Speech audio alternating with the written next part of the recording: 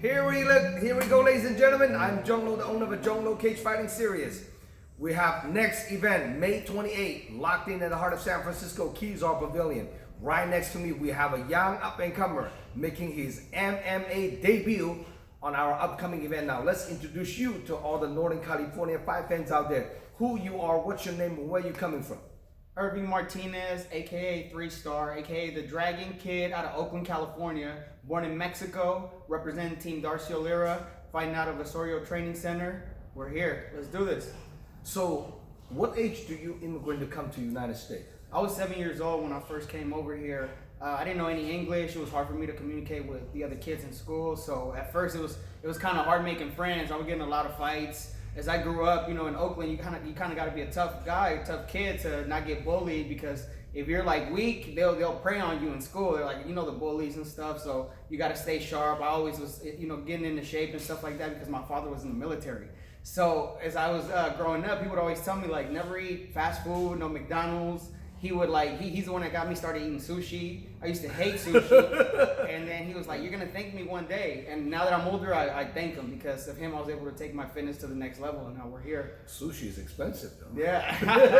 But it's the best, though. If you want to stay shape, you want to have that six-pack shredded, you want to go for that. I see a lot of people. Sushi. Yeah, a lot of people nowadays, I notice they're just like driving and just fast food. And then they wonder, like, why did I gain all this weight? It's because you don't want to take care of yourself naturally. And, it takes years off your life when you eat like that. So that's why I'm like on a strict diet, making sure that I can make that 135, the weight. Because right now I'm at 144, 145. So next couple days, just a lot of cardio, a lot of water, a lot of smoothies.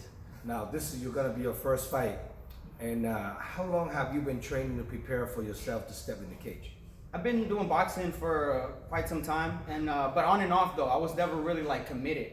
And then it wasn't until I was about 22, 23 years old that I started getting into the martial arts heavy. I started getting inspired by, like the UFC fighters, different types of athletes. I just feel like MMA fighters are like the highest level athletes on the planet, because they're at any given moment, they're ready to go toe to toe with one of the toughest human beings on the planet.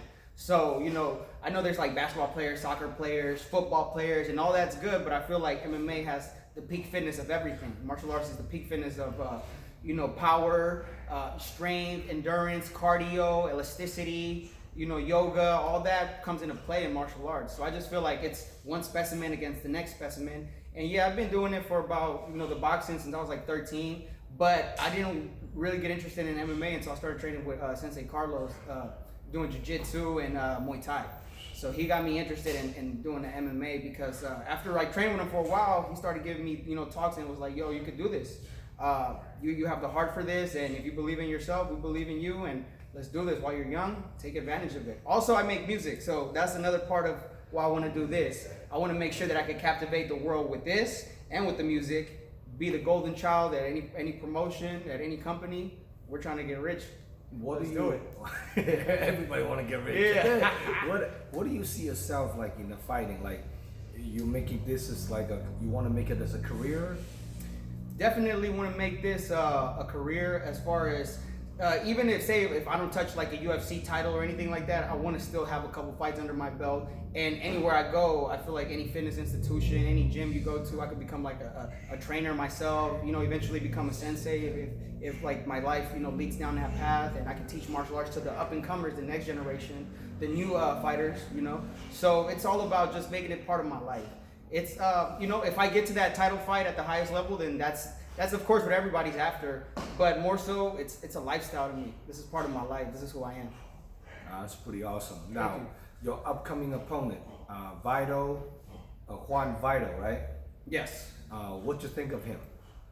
I don't really know too much about him. I just know that he has a purple belt in jiu-jitsu, and if you have a purple belt, I have to respect that type of groundwork. So all I can say is that I'll try to make sure that the fight goes my way.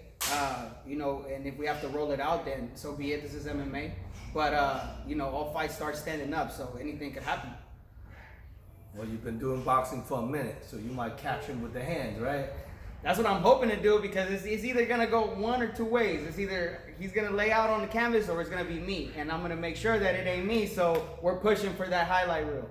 Let's do it. Now, what's your game plan coming into this fight? I mean, I know this is going to be you making your debut. What's your game plan coming into this fight? Well, after this, I gotta go train. So I'm gonna go do some striking. I gotta go roll later tonight. So I want to make sure that I roll a lot in this camp, because if he's at such a high level in jiu-jitsu, I just gotta make sure that I watch his guard and stuff like that. And I don't want to clench too much with him. I want to just stay on the feet, because I know I'm pretty quick in the feet, and pretty nice with the hands. And if we have to roll it out, like I said, we'll do what we have to do. But overall, I'm going to make sure that I train in that jiu-jitsu, because I feel like that's where he might have me in that department. But at the end of the day, anything could happen. We're going to come into great shape, and we'll see what happens May 28th. Do you have anyone in mind that in your eye in the Bay Area for you to like look at it? This is the guy I'm going to have to take him out someday. I mean, like I was saying before, with 135ers bantamweight guys, I've never really seen like a crazy, like a champion caliber type of guy. I've seen some good guys. CSA got I think Killer Bolanos. I know that Uriah Faber has a lot of bantamweight high level fighters in Sacramento, Team Alpha Male. So I believe that if we keep going down, down the list, and I keep clearing through the names, and I'll eventually have to, line up with some of those guys who are at that level. That's pretty awesome. Mm-hmm. Now, if people want to get a hold of you to come support you, watching you fight, and buy tickets from you, how can people contact you? On Instagram at 3-Star King. You could also text the phone number 510-709-9617. We'll be at the dojo. We'll be at the boxing center. So if you want any tickets, you could just text me. You can hit me on Instagram. Hit me on Snapchat. It's the same 3-Star King. And I also got an album out on Spotify under 3-Star King called Serotonin. So if you guys want to check that out.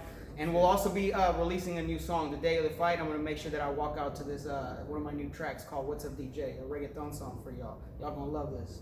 That's pretty awesome. And how old are you now? I'm 28 now. I just turned 28 in February.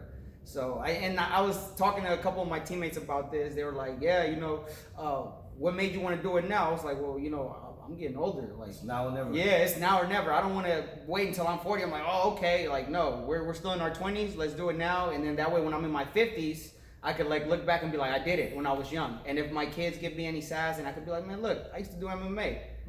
Quit thinking you're tough. That's pretty awesome. Yeah. Do you have any special sponsor, loved one, training partner you want to shout out to for this upcoming fight? Definitely Team Darcio Lira, Osorio Training Center, 3-Star Gang, the people that love and support me, East Oakland, we're in here, the whole Bay Area. Back in Mexico, I want to shout out all my family back in Mexico. Muchas gracias por todo. Ahora estamos en el siguiente nivel.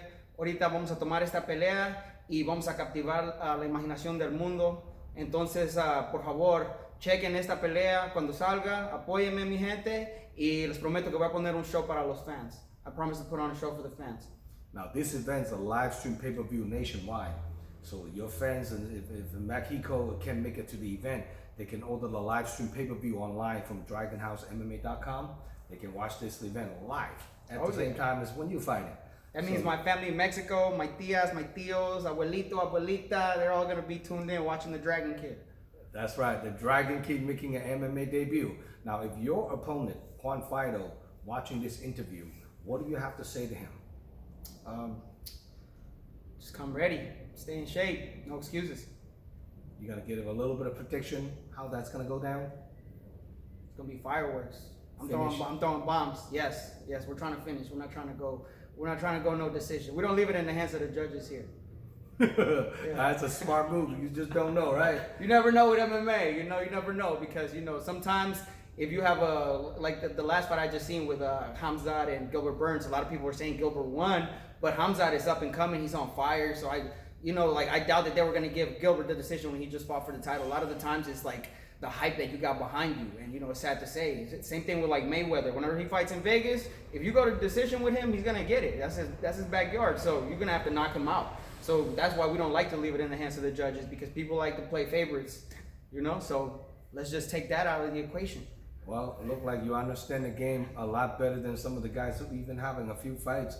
So coming off the MMA debut, you're very knowledgeable about the business. Thank you. So I can't wait to watching you perform, and then watching you throw bombs. So this is gonna be exciting, you know. Now, for more information about this upcoming fight card, we are updating the website this weekend. Check out the fight card layout. We have 5 title fights, professional on the card, so don't miss it. 35, 55, 45, the main event, and then 170 and then 185. So it's a big, huge stack card, 10 professional and 10 amateur. Make sure you guys stay tuned and subscribe my YouTube channel. Give me a little bit of love and support so we can keep put on all the lovely events for all the fight fans out there in the nationwide around the world. So any last word you want to say to anyone else out there? Yeah, I just want to tell everybody out there that might be going through something, feeling like they want to give up, never give up. God has something special for you. The energy of the universe knows why it created you. Follow your dream. Don't give up on your dream. Otherwise, you're going to be stuck living someone else's dream for the rest of your life.